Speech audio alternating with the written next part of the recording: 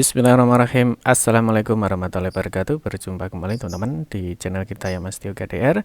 Oke teman-teman, di kesempatan kali ini kita akan berbagi informasi kembali ya, masih di seputar dunia pendidikan ya. Khusus untuk kesempatan kali ini kita akan coba ya memberikan informasi terbaru ya terkait dengan PPDB Jatim teman-teman ya. Ini untuk tahun 2024.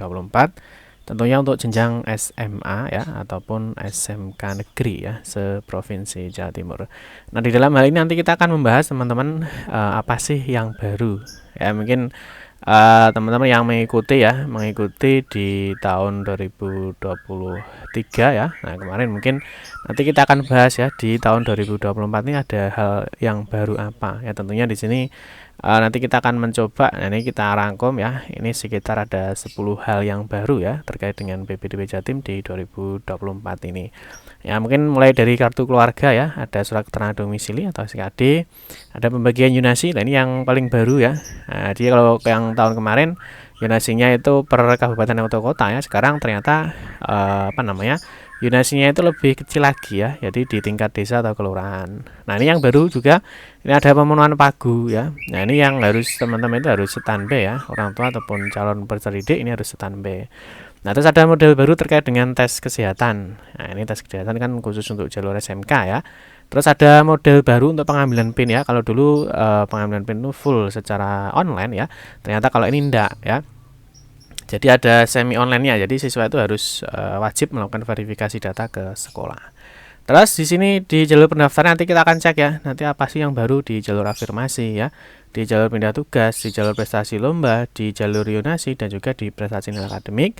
Nanti kita akan bahas ada hal baru apa ya di PPDB Jatim tahun 2024 ini. Nah, ini tentunya calon siswa ya ataupun orang tua ya sekolah tentunya harus tahu ya hal-hal yang baru di PPDB Jatim ini. Untuk itu teman-teman silahkan simak video ini sampai dengan selesai. Baik rekan-rekan semua, kita ingatkan kembali ya bagi kalian yang baru pertama kali ya bergabung di channel ini atau mungkin baru melihat channel ini, jangan lupa ya klik tombol like ya, silahkan klik tombol subscribe dan bunyikan lonceng notifikasinya ya biar Anda selalu mendapatkan informasi pertama kali dari kami. Bagi kalian yang suka membaca berita, silahkan kunjungi saja di laman resmi kita mastiukdr.com. Di sini kita akan berbagi informasi ya khususnya di seputar dunia pendidikan. Selamat menikmati informasi dari kami dan semoga informasi ini bermanfaat ya untuk kita semua. Oke, kita lanjutkan ya. Jadi untuk yang baru ada apa di PPDB Jatim? Nah, langsung saja kita mulai teman-teman ya. Jadi yang pertama nanti kita akan membahas untuk hal-hal yang baru di PPDB Jatim tahun 2024 ini ya.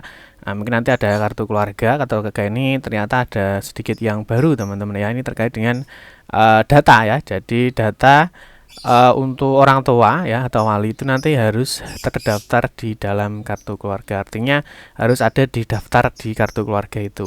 Nah, nanti bagaimana kalau tidak bisa ya, tentunya teman-teman ya tidak bisa mengikuti di PPDB Jatim ini ya. Jadi di kartu keluarganya atau kakaknya itu nanti harus ada nama orang tua atau walinya ya, termasuk nanti bagaimana ketika kakak ini kurang dari 1 tahun ya. Jadi kakak itu kurang dari 1 tahun, nah itu apakah bisa digunakan untuk mengikuti PPDB Jatim ini. Nanti kita akan bahas sedikit ya. Nanti di sesi-sesi berikutnya ya, di video kita berikutnya nanti kita akan membahas secara khusus ya. Terus yang berikutnya ada juga surat keterangan domisili. Nah, ini surat keterangan domisili. Nah, ini kan teman-teman paham ya. Jadi ada beberapa kondisi kalau di tahun 2023 kemarin ya. Karena mungkin ada kena bencana ya, atau mungkin dia berada di pondok pesantren atau panti. Nah, terus mungkin di sini karena dia ada pindah tugas. Nah, ini SKD kalau dulu itu diterbitkan bisa oleh misalkan pindah tugas ya, bisa oleh instansi atau lembaganya. Kalau sekarang tidak bisa ya, surat keterangan domisili ini khusus untuk pindah tugas ini harus dari Dukcapil. Nanti kita berikan penjelasannya. Terus ini pembagian yunasi lah, ini yang apa? Yang mungkin lagi rame ya. Nah, ini kalau yunasi SMA itu kan ada 50% ya, yang mana ada 30%-nya ini adalah untuk yunasi jarak atau radius, terus 20%-nya ini ada sebaran. Nah, ini sebenarnya untuk kuota jalur yunasi tetap tidak ada perbedaan ya, tetap 50%. Ini untuk yang SMA ya, cuma kuotanya itu dibagi 30 dan 20 ya. Yang 30 ini sama dengan tahun 2023. Jadi berdasarkan jarak terdekat ya dari rumah ke sekolah. Nah, tapi yang 20%, nah ini yang Yona Sebaran ya, yang 20% ini sebenarnya ada baiknya ya. Artinya ada manfaatnya atau ada keuntungannya ya. Yang 20% ini, nah ini dengan siswa-siswa yang memang jauh dari sekolah ya. Jadi dari sekolah terus jadi siswa ya, itu yang jauh dari sekolah jelas ini tidak ada kesempatan ya. Nah, tidak ada kesempatan untuk bisa masuk di jalur di SMA yang diinginkan ya, artinya yang di dalam yonasinya ya. Misalkan ini yang jaraknya jauh ya, yang jelas mungkin dia tidak akan bisa diterima sampai kapanpun karena memang jaraknya jauh. Tentunya yang jarak dekat yang diterima. Ini dengan adanya Yona Sebaran ya, dengan kuota 20%, lah ini dimungkinkan ya di setiap kelurahan atau desa itu ada kuotanya ya, atau ada ada siswa-siswa yang nanti bisa sekolah di sini, di sekolah yang ada di dalam yonasinya. Ya, ini yonasi nanti di radius atau jarak ataupun sebaran nanti kita akan bahas di video kita lebih lanjut lagi. Terus berikutnya ada pemenuhan pagu. Nah, ini yang baru ya, pemenuhan pagu ini. Nah, tentunya pemenuhan pagu. Nah, ini kalau di tahun-tahun sebelumnya tidak ada ya di pemenuhan pagu, tapi di tahun ini ternyata teman-teman itu setelah daftar ulang ya atau DU ini nanti ada informasi ya, ini khusus di jalur yonasi ya. Nanti ada pemenuhan pagu. Nah, jadi mungkin teman-teman yang tidak daftar ulang di tanggal yang sudah ditentukan, nah bisa jadi dia sudah dia sudah bisa tergeser atau dia tidak diterima ya, karena ketika dinyatakan diterima itu wajib melakukan daftar ulang ya. Kalau nggak daftar ulang nanti bisa diisi karena adanya pemenuhan pagu. Jadi teman-teman harus memantau ya, harus wajib melakukan daftar ulang sesuai dengan jadwal yang sudah ditentukan. Terus berikutnya ada tes kesehatan. Nah, tes kesehatan ini khusus SMK. Nah, kalau dulu tes kesehatan ya, kalau mungkin teman-teman paham ya, tes kesehatan ini dilakukan setelah diterima. Jadi siswa itu setelah diterima, ya setelah diterima ini baru dilakukan tes kesehatan. Nah, kalau sekarang enggak, ini dibalik ya, saat pengambilan PIN itu ada namanya tes kesehatan dulu ya, tes kesehatan tidak buta warna dan juga tinggi badan. Tentunya di jurusan-jurusan SMK, ini khusus SMK ya, jurusan-jurusan SMK lah ini yang mensyaratkan tidak buta warna ya, tidak buta warna ataupun tinggi badan. Terus yang berikutnya, nah ini pengambilan PIN lah, pengambilan PIN ini. Nah, ini ya full online, semi online ya, artinya pengambilan PIN. Jadi setelah siswa itu melakukan entry pengambilan PIN secara online, jadi entry datanya itu secara online. Jadi setelah pengambilan PIN lah nanti wajib melakukan verifikasi datanya ke sekolah, sekolah SMA atau SMKN terdekat. Nanti di akhir proses pengambilan PIN itu nanti ada namanya rekomendasi sekolah terdekat ya, ada rekomendasi sekolah terdekat. Jadi teman-teman nanti bisa datang ke sekolah terdekat untuk melakukan verifikasi pengambilan PIN. Ini yang baru ya, ini baru semua ya. Terus berikutnya ada jalur pendaftaran lah, nanti ini yang kita bahas. Di jalur afirmasi itu ada apa sih yang baru, di pindah tugas, di prestasi hasil lomba, di jalur yonasi, dan juga prestasi nilai akademik. Nah, nanti kita akan bahas di video ini. Oke, kita awali dulu yang pertama ya, kita awali dulu yang pertama. Nah, kita mulai dari sini ya. Pertama, juknis di PPDB Jatim tahun 2024. Tentu semuanya sudah punya ya terkait dengan juknisnya ini, atau mungkin yang belum punya ya, teman-teman seperti biasa bisa ketikkan aja di masdiokadir.com, ketikkan aja juknis PPDB ya. Nah, nanti di sini ada yang terbaru, ini ada jadwal informasi lah. Di sini ada juknis PPDB Jatim tahun 2024 dan 2025. Ini yang membahas artinya aturannya untuk pelaksanaan di PPDB Jatim tahun 2024 ini. Oke, yang pertama yang baru. Nah, ini kita awali dulu dari KK ya. Jadi KK ya, jadi atau kartu keluarga. Nah, di sini nama orang tua atau wali ya, calon peserta didik baru yang tercantum pada KK. Nah, ini ya, harus sama dengan nama orang tua calon peserta didik baru ya, harus sama ya dengan nama yang tercantum pada rapor atau ijazah jenjang sebelumnya, di akta kelahiran dan atau di KK sebelumnya. Jadi artinya kalau misalkan nanti teman-teman di dalam kartu KK-nya yaitu harus tercantum nama orang tua atau walinya ya. Mungkin kalau di sekolah ya, nanti kalau teman-teman cek di rapor ya, di rapor Nah, ini mungkin nanti di sana ada namanya nama wali. Ya, jadi harus terdaftar.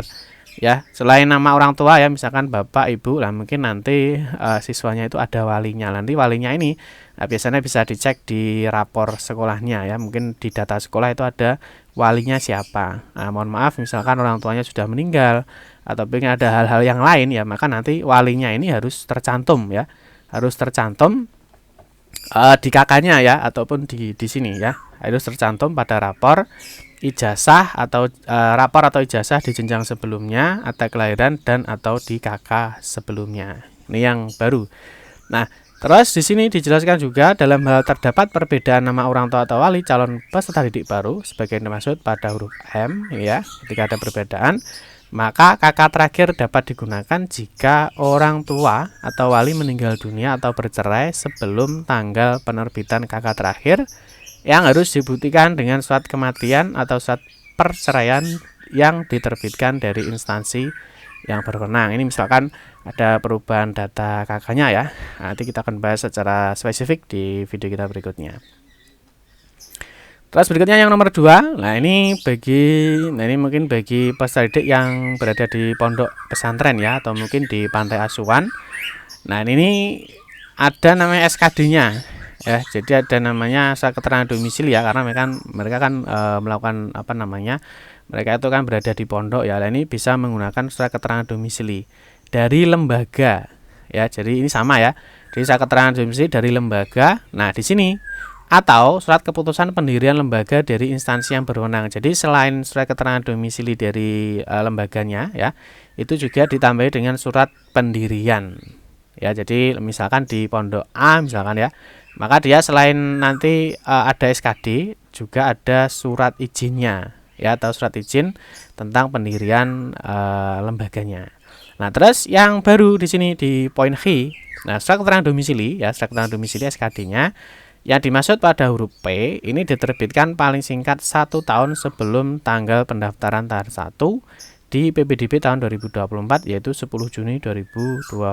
Jadi maksimal ini adalah 9 Juni 2023. Nah, kalau yang dulu ya tahun 2023 ya, mungkin ada pembuatan surat domisili itu yang baru, mungkin di tahun berjalan ya, atau mungkin di bulan berjalan malah ya.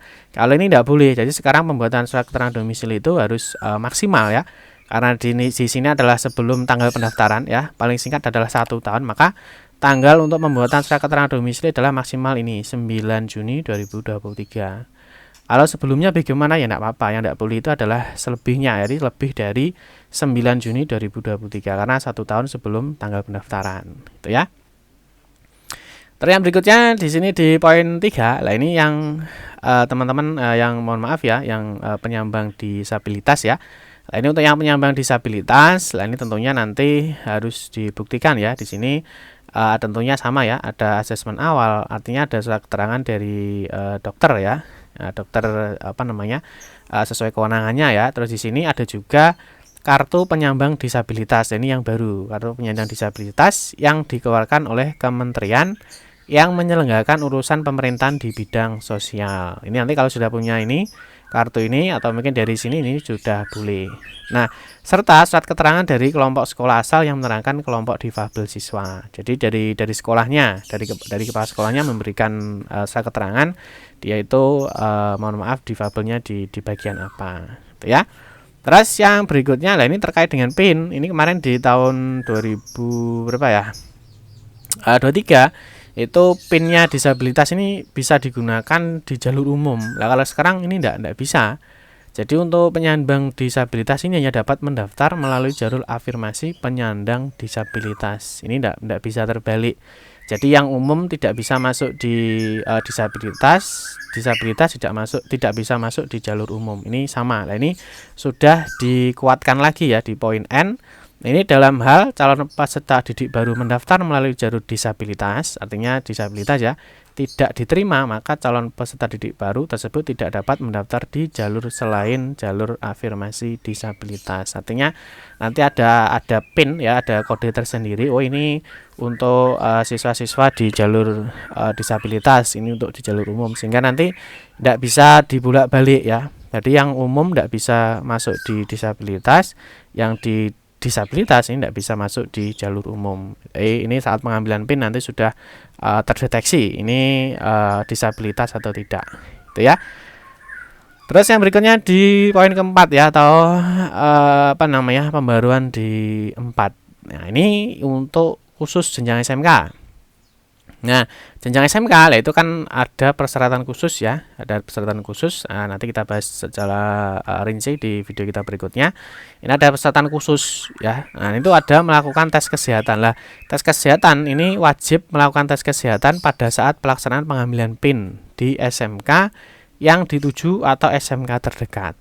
Ya, jadi kalau misalkan teman-teman sudah fokus, saya mau ikut di jenjang SMK misalkan, maka saat pengambilan PIN, nah itu teman-teman sekalian untuk melakukan tes kesehatan. Nah, ini sebenarnya bisa dilakukan ya, itu di SMK yang dituju atau SMK terdekat. Karena untuk verifikasi kesehatan itu adminnya ya yang melakukan verifikasi atau yang bisa menginputkan datanya itu hanya di jenjang SMK. Jadi nanti kalau kalian misalkan mau daftar di SMK tapi ngambil PIN-nya di SMA, nah itu tidak ada verifikasi kesehatan. Ya, tidak ada verifikasi kesehatan. Artinya kalau mau verifikasi kesehatan ya harus datang di SMK ya, SMK baik yang mau didaftar ataupun SMK terdekat, SMK negeri ya. Jadi nanti untuk dilakukan verifikasi tes kesehatan dulu, apakah buta warna, terus tinggi badannya berapa, itu dilakukan tes di sana. Oke ya. Nah, terus berikutnya ini untuk yang jurusan-jurusan yang mensyaratkan tidak buta warna. Ini sama ya dengan tahun kemarin. Ya, misalkan di ini ya, di teknologi manufaktur dan rekayasa dan seterusnya. Terus ini ada yang mewajibkan tingginya. Jadi tinggi paling rendah itu berapa? Ini juga sama ya seperti di tahun kemarin. Ini untuk tes kesehatan di SMK. Terus berikan di poin 5. Nah, ini kita sudah masuk di jalur pendaftaran ya. Kita sudah masuk di jalur pendaftaran. Nah, ini yang pertama ada jalur namanya jalur afirmasi ya. Nah, tentunya teman-teman sudah paham ya. Jadi jalur afirmasi itu untuk keluarga tidak mampu ya, anak buruh dan juga untuk penyandang disabilitas. Di jalur afirmasi ada 3 poin itu.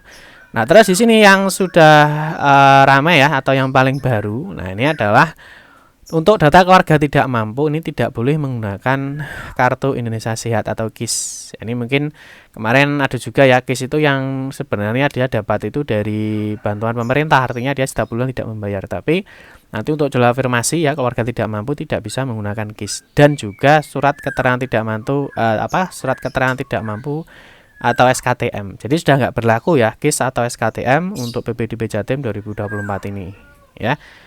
Terus yang berikutnya, nah buktinya apa Pak? Nanti kalau jalur afirmasi keluarga tidak mampu, lah ini bisa menggunakan PIP, ya, Program Indonesia Pintar yang diterbitkan oleh Kementerian dan terdata dalam Dapodik. Dan nanti bagaimana kalau dapat PIP tapi nggak punya KIP? Ya, nanti kita bahas di video kita berikutnya. Terus ada juga nanti bisa menggunakan kartu PKH atau Program Keluarga Harapan. Ya, nah ini yang sedang terdata di dalam DTKS. Nanti kita bahas di video kita berikutnya. Terus lah ini yang poin pentingnya adalah bukti keikutsertaan program penanganan keluarga tidak mampu lainnya. Ya ini ya, ada lainnya yang diterbitkan oleh pemerintah pusat atau pemerintah daerah. Nah, ini contohnya seperti ini. Nah, misalkan di sini ya di Dinsos Surabaya ya, di sini mengeluarkan surat edaran seperti ini. Saya keterangan keluarga miskin misalkan. Ini yang bertandatangan ini kepala dinasnya. Terus di sini ada data keluarganya. Nah, ini kalau seperti ini boleh ya. Karena yang ini di sini dibuktikan ya. Nah, diterbitkan oleh pemerintah pusat atau pemerintah daerah. Jadi ini untuk penyelesaian atau penanggulangan keluarga miskin atau tidak mampu. Nanti kalau pakai surat keterangan ini boleh. Nah, tetapi kalau ini tidak bisa digunakan ya. Karena apa? Di sini ada masa berlakunya.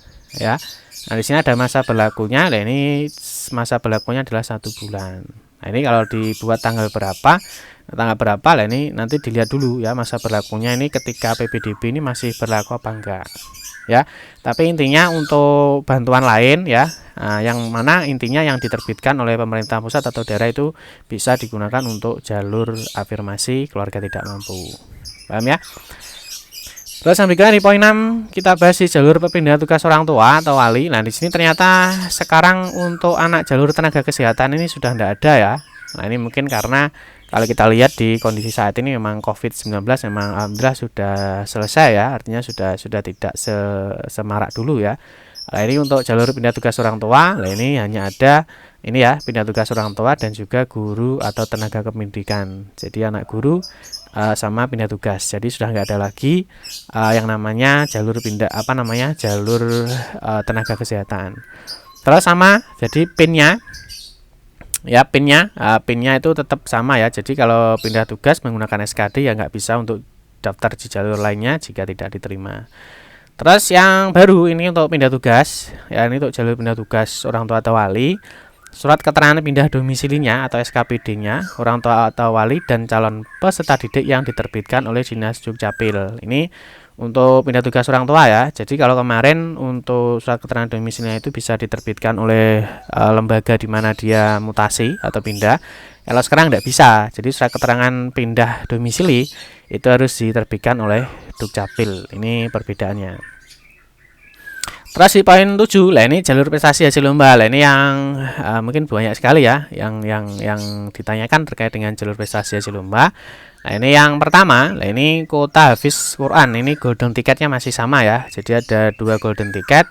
Itu bisa dari hafiz Quran ya. Ini sebenarnya enggak hanya untuk agama Islam, teman-teman ya. Misalkan di agama lain ya, misalkan ini ada ya, misalkan yang hafal kitab ataupun yang lainnya. Nah, ini sebenarnya juga masuk di sini di golden ticket. Jadi intinya tidak hanya di Islam ya. Jadi ini boleh di agama lain ya. Ini untuk golden ticketnya. Ya, golden ticket itu kan ada 2, ada hafiz Quran sama ketua OSIS. Nah, ini kalau hafiz Quran kan jelas Islam ya. Ini kalau di luar Islam sebenarnya juga boleh ya masuk di golden ticket ya jika ada ya. Tentunya harus dibuktikan dengan surat keterangan dari lembaga atau instansi yang berwenang. Itu ya. Terus yang berikutnya, nah ini untuk prestasi. Nah, ini yang sekarang sudah lebih spesifik ya. Jadi lomba-lomba atau kompetensi baik itu akademik ataupun non akademik, nah itu harus diselenggarakan oleh pemerintah pusat, ya, pemerintah daerah, badan usaha milik negara atau BNN dan BUMN dan badan usaha milik daerah atau BUMD atau yang lainnya. Nah, di sini ada lembaga lainnya. Jadi ini jelas ya, sekarang jelas. Jadi di penyelenggaranya ini. Nah, terus ini dijelaskan juga untuk lembaga lain ya, yang dimaksud lembaga lain ya. Itu adalah penyelenggara lomba atau kompetensi yang dilaksanakan oleh perguruan tinggi dan atau lembaga yang bekerja sama dengan Dinas Pendidikan. Jadi kalau misalkan sertifikatnya itu tidak dikeluarkan oleh ini ya. Nah, ini 1 2 3 4 ya ini.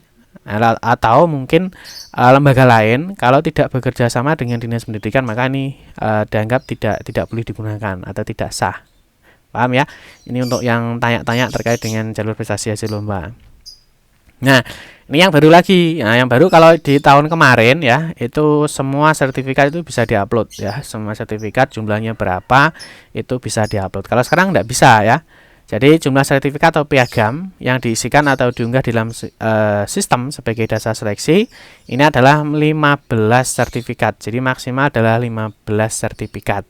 Ya, ini tentunya dipilih dengan nilai atau poin yang tertinggi. Ya, jadi kalau kemarin itu bisa full berapapun, kalau sekarang tidak bisa, harus maksimal 15 sertifikat ini yang bisa diupload.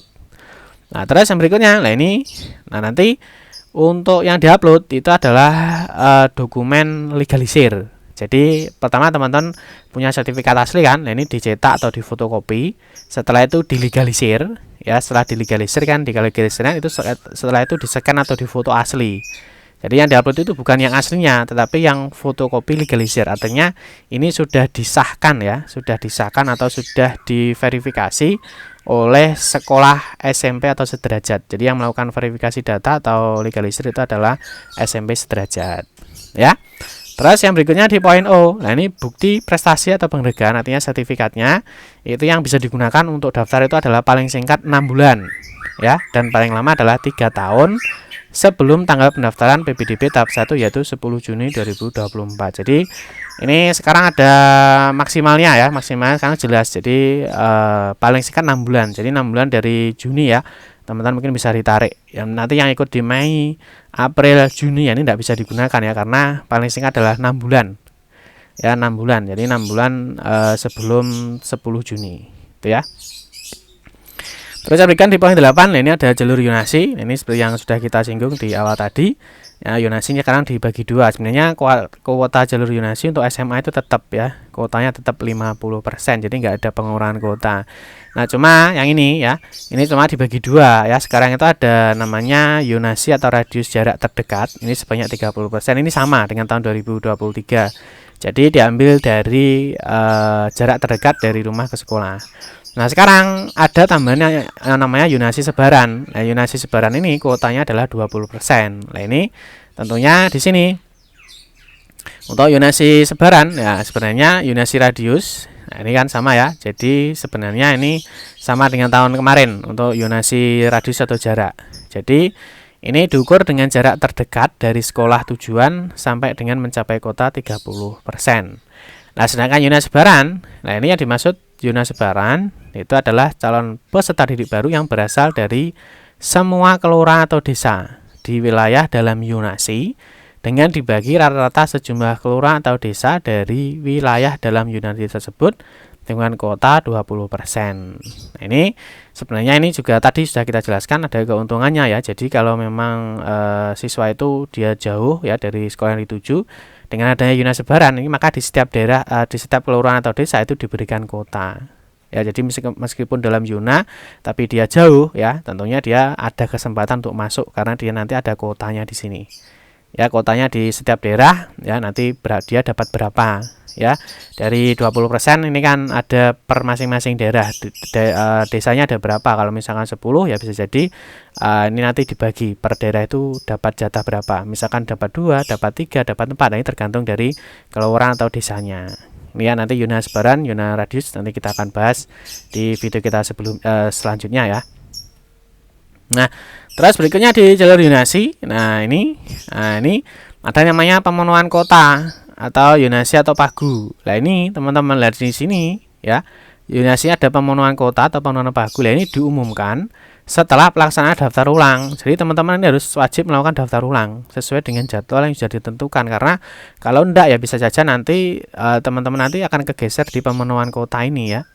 Ya, jadi ada, kalau kita lihat jadwalnya ya, nah, kita pahami dulu jadwalnya. Nah, di jadwal ini, nah di sini kan ada cetak bukti penerimaan. Jadi teman-teman nanti yang pengumuman ini kan diterima apa enggak. Setelah itu teman-teman kan melakukan cetak bukti penerimaan. Nah, ini kalau diterima teman-teman segera melakukan daftar ulang. Daftar ulang kan ada waktu 2 hari. Ya, dari 29 Juni sampai 1 Juli ini untuk jalur yonasi SMA ya. Nah, di sini kan ada waktu 2 hari. Teman-teman harus segera melakukan daftar ulang. Nah, kalau enggak nanti di sini ada pengumuman pemenuhan pagu. Nah, ini juga diumumkan secara online. Ya, diumumkan secara online. Ya, ini diumumkan secara online nanti 2 Juli. Nah, nanti yang dapat pemenuhan pagu ya, karena mungkin di sini ada yang diterima tapi nggak daftar ulang ya, artinya pagunya kosong. Nah, nanti di sini ada informasi pemenuhan pagu. Nah, setelah itu di sini ada daftar ulang pemenuhan pagu. Nah, ini waktunya 1 hari itu. Jadi setelah diumumkan masuk di dalam kuota pemenuhan pagu, teman-teman segera untuk melakukan daftar ulang. Ini waktunya hanya 1 hari saja. Paham ya? Nah, terus sedikit kembali di sini tadi untuk jalur yonasi ya. Jadi nanti untuk jalur yonasi di sini tadi kan ada yona radius sama yona sebaran. Nah, nanti di tampilannya, di tampilan pengumuman PPDB ya, di jalur yonasi nanti akan ada 2 tabel ya. Nah, ini diinformasikan ada 2 tabel. Ini yang masuk radius, ini nanti yang masuk sebaran. Jadi berbeda dengan yang dulu. Kayak yang dulu kan hanya 1. Kalau ini nanti ada 2 tabel. Jadi siapa sih siswa-siswa yang masuk ya, siswa-siswa yang masuk di dalam diterima di yona radius, dan juga siapa sih siswa-siswa yang diterima di yona sebaran. Karena nanti ada 2 pembagian yona ini ya. Ada 2 pembagian yona. Jadi nanti yang diterima di jarak atau radius 30% ini siapa saja, yang diterima di jarak sebaran 20% ini siapa saja. Nanti tampilannya berbeda. Jadi sudah dipecah. Terus yonasi sudah, yang berikutnya di sini di poin 8. Nah, ini penetapan yonasi. Nah, ini di SMA ini tidak dapat dilakukan per satu wilayah kabupaten atau kota. Ini ya beda ya. Tahun lalu bisa ditetapkan per kabupaten atau kota, kalau sekarang tidak bisa. Sekarang penetapan yonasi untuk SMA ini dilakukan per satu wilayah kabupaten kota menjadi beberapa wilayah zonasi yang terdiri dari wilayah dalam zonasi, wilayah luar zonasi yang berbatasan dalam satu kabupaten atau kota, dan wilayah luar zonasi yang berbatasan antar kabupaten atau kota. Ini pembagian zonasinya sudah ada ya. Nah, mungkin nanti teman-teman sudah tahu ya penetapan zonasinya, nanti teman-teman cek dulu ya masuk di zona berapa. Misalkan teman-teman itu berada di kelurahan atau desa mana, di kecamatan mana. Ya, ini masuk zonasi berapa? Apakah masuk di zonasi 1, ya, masuk zonasi 2, zonasi 3, 4 atau 5. Nah, nanti yang masuk di zonasi 1, nah nanti daftarnya bisa di sini. Nah, tapi tidak hanya ini, yang bisa daftar ini yang di luar zonasi berbatasan juga bisa ya. Zona 2, zona 3, zona 4, zona 5 ini bisa daftar di sini. Sebenarnya sama ya, intinya sama dengan yang tahun lalu ya, cuma zonasinya lebih kecil lagi. Nah, ini misalkan di Kediri, ya ini kan zona 1 Kabupaten Kediri kan ada sekolah ini. Nah, ini yang bisa mendaftar di sini, ini ada zona 3 Kabupaten Kediri, zona 2 Kabupaten Kediri ya, ada zona 4 Kabupaten Jombang ya, karena Jombang dan Kediri ini kan berbatasan, jadi bisa daftar di sini. Terus zona 4 Kabupaten Malang, zona 2 Kabupaten Blitar ya, karena berbatasan, itu nanti dia bisa masuk di sini. Nah, tapi tentunya nanti dilihat ini masuk di dalam zona atau di luar zona perbatasan. Itu ya, nanti kita akan bahas di video berikutnya. Terus naik berikutnya yang baru juga lah, ini di pengambilan PIN teman-teman. Nah, dari pengambilan PIN, jadi PIN itu diambil secara online. Jadi mulai tanggal 27 ya sampai 15 Juni. Jadi teman-teman itu ngambil PIN dulu, ngisi datanya secara online dulu. Jadi ngambil data online, setelah online selesai ya, Nah, nanti baru setelah mengisi online lah baru teman-teman ini datang ke sekolah ya untuk melakukan verifikasi dan validasi dokumen yang sudah diupload saat pengambilan PIN. Ini ya, paham ya? Jadi ngisi data online dulu untuk pengambilan PIN, setelah itu baru datang ke sekolah, SMA atau SMK, boleh yang dituju atau yang terdekat. Nanti saat pengambilan PIN selesai, online selesai, nanti ada rekomendasi ini loh, sekolah-sekolah yang terdekat dengan lokasimu. Nanti setelah di sini selesai mengisi data, baru melakukan verifikasi datanya di operator SMA atau SMK negeri terdekat. Terus pengambilan PIN, nah ini pengambilan PIN itu didahului dengan pengisian data dan mengunggah berkas atau dokumen yang dibutuhkan oleh calon peserta didik baru secara online sesuai dengan ketentuan. Baru kalau sudah calon peserta didik itu mendatangi. Nah, ini yang baru ya. Saat pengambilan PIN, kalau dulu enggak. Jadi dulu diverifikasi secara online juga. Kalau sekarang enggak, harus datang ke sekolah SMA atau SMK yang masuk di dalam luar atau dalam zonasi sesuai dengan kedekatan jarak domisili atau SKD ya, calon peserta didik baru untuk dilakukan verifikasi dan validasi berkasnya ya. Ini nanti dokumen-dokumen yang perlu dibawa ya, dokumen-dokumen ya, nanti teman-teman bisa cek secara mandiri ya, tentunya disesuaikan ya dengan kondisinya ya. Kalau misalkan pakai KK ya tentu nggak perlu pakai SKD ya. Nah, ini ada sertifikat akreditasi, tentunya disesuaikan. Kalau di dalam Jatim ya tentu nggak perlu bawa, dan seterusnya. Kalau misalkan lulusan sekarang ya bisa bisa memakai SKL atau surat keterangan kelas 9 ya, atau mungkin kalau sudah lulusan tahun lalu ya tentu bisa pakai ijazah. Ini bisa disesuaikan berkas yang dibawa saat verifikasi PIN. Terus berikutnya pengambilan PIN. Nah, ini sudah dijelaskan ya. Jadi pengambilan PIN itu harus mendatangi di SMA atau SMK terdekat ya, setelah teman-teman itu mengentry data online-nya. Terus tes kesehatan ini dilakukan di SMK ya. Jadi SMK terdekat ya saat pengambilan PIN atau verifikasi PIN. Terus yang terakhir, nah ini yang terakhir teman-teman. Yang terakhir ini adalah batas waktu pendaftaran. Ya, kalau batas waktu pendaftaran kalau di tahun 2023 ini sampai pukul 23.59. Kalau sekarang itu ternyata menjadi pukul 21 teman-teman. Nah, ini mungkin kalau teman-teman cek ya.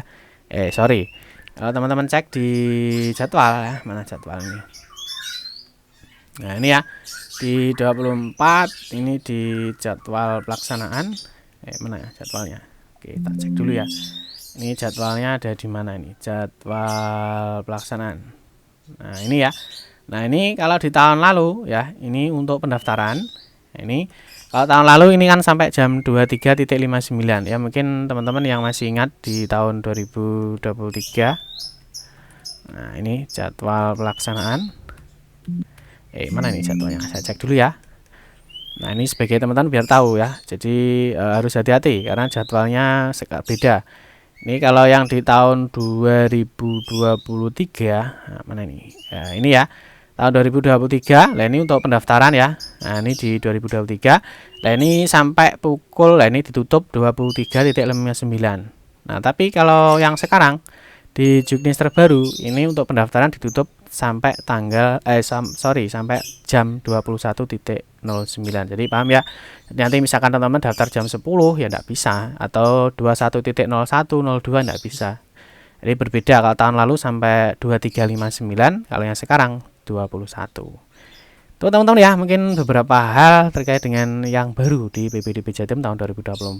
Nanti selanjutnya kita akan bahas untuk video-video berikutnya ya mengenai PPDB Jatim di tahun 2024 ini. Mungkin itu saja informasi yang dapat kami sampaikan ya. Nanti kita berikan karena ini durasinya panjang ya. Nanti kita kasih listnya. Jadi membahas ini di menit keberapa ya. Nanti teman-teman bisa cek di link deskripsi video ini. Oke, demikian informasi yang dapat kami sampaikan. Mohon maaf jika ada salah-salah kata dalam memberikan informasi dan penjelasan. Kita akan berjumpa kembali di video-video berikutnya. Saya akhiri, wassalamualaikum warahmatullahi wabarakatuh.